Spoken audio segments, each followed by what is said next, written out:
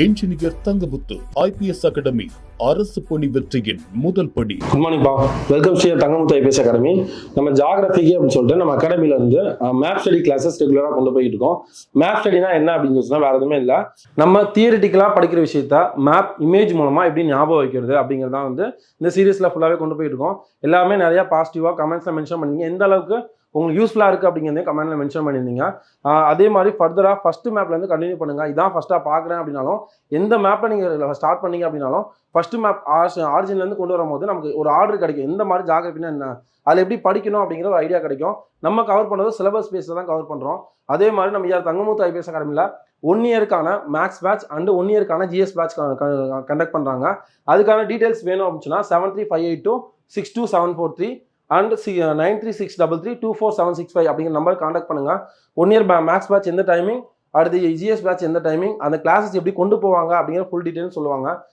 இந்த map study classes உங்களுக்கு ரொம்ப யூஸ்ஃபுல்லாக இருந்துச்சுன்னா உங்களுக்கு தெரிஞ்ச காம்படிட்டிவ் எக்ஸாம் படிக்கிற ஃப்ரெண்ட்ஸ் சர்க்கிள், ஃபேமிலி சர்க்கிள், ஃப்ரெண்ட்ஸுக்கு கண்டிப்பாக ஷேர் பண்ணுங்க. உங்களுக்கு எவ்வளோ தூரத்துக்கு யூஸ்ஃபுல்லாக இருந்துச்சு அப்படிங்கிறத நீங்கள் கமெண்ட்ல மென்ஷன் பண்ணுங்க. குட் மார்னிங் பா, மேப் நம்பர் 40 பார்க்க போகிறோம். மேப் நம்பர் 40 என்ன பார்க்க போகிறோம்னா புதுப்பிக்கத்தக்க ஆற்றலில் காற்றாலைகள் பார்க்க போகிறோம். இது பார்க்க போகிறோம் காற்றாலைகள்.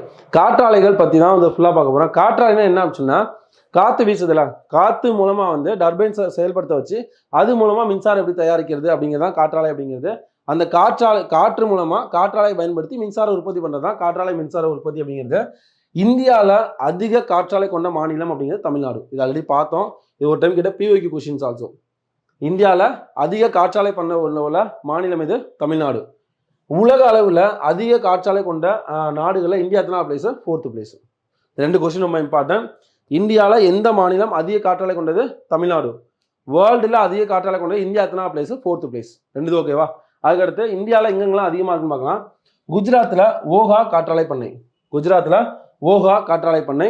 மகாராஷ்டிராவில் ரத்னகிரி, குஜராத்தில் ஓகா காற்றாலை பண்ணை. தமிழ்நாட்டில் தூத்துக்குடி. 3 முடிஞ்சா? குஜராத்தில் இது ஓகா, மகாராஷ்டிராவில் ரத்னகிரி காற்றாலை பண்ணை. ரத்னகிரி அப்படிங்கிற பகுதியில் தமிழ்நாட்டில் தூத்துக்குடி மாவட்டம் அந்த பகுதிகளில். அடுத்து கீழே வந்தோம் அப்படின்னா கன்னியாகுமரியில் இதான் வந்து உலகிலேயே அதிக காற்றாலை கொண்ட பெரிய பண்ணைன்னு சொல்கிறாங்க. முப்பந்தல் மற்றும் பெருங்குடி பகுதிகளில் இருக்குது. முப்பந்தல், பெருங்குடி கன்னியாகுமரி மாவட்டத்தில் இருக்குது. அதே மாதிரி வந்து பார்த்தோம்ல, தேசிய காற்றாலை நிறுவனம் அமைந்துள்ள இடம் சென்னை. இது அப்படியே ரிவைஸ் பண்ணிடலாமா? புதுப்பிக்கத்தக்க ஆற்றலில் காற்றாலைகள். காற்றாலை சொன்னால் என்னது? காற்று மூலமாக வந்து டர்பைன்ஸ் இயக்கி அதுலேருந்து மின்சாரம் உற்பத்தி பண்ணதான் காற்றாலைகள்னு சொல்லுவாங்க. இந்த இந்தியாவில் காற்றாலை பண்ணை உற்பத்தியில் எந்த மாநிலம் முதன்மை படிக்குன்னா தமிழ்நாடு. உலக அளவில் இந்தியா எத்தனை பிளேஸ் இருக்குன்னா 4th பிளேஸ் இருக்குது. ஓகேவா?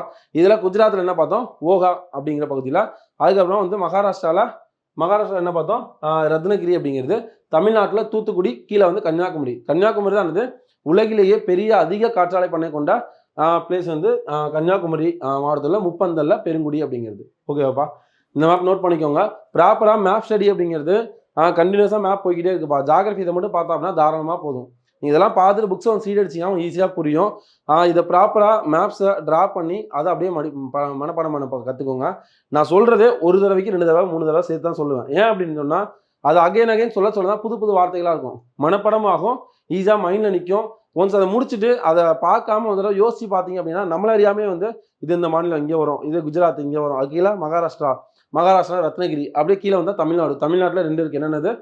தூத்துக்குடி, கன்னியாகுமரி அப்படிங்கிறத மேப்பில் பிக் பண்ணுற மாதிரி நமக்கு வரும். அப்படி யோசிக்க ஆரம்பிச்சிட்டீங்க அப்படின்னு சொன்னால் நீங்கள் கரெக்டான வேலை போகிறீங்கன்னு அர்த்தம். இதே மாதிரி ஃபாலோ பண்ணுங்கள், கண்டிப்பாக எக்ஸாம் கிளியர் பண்ணலாம்பா. All the very best.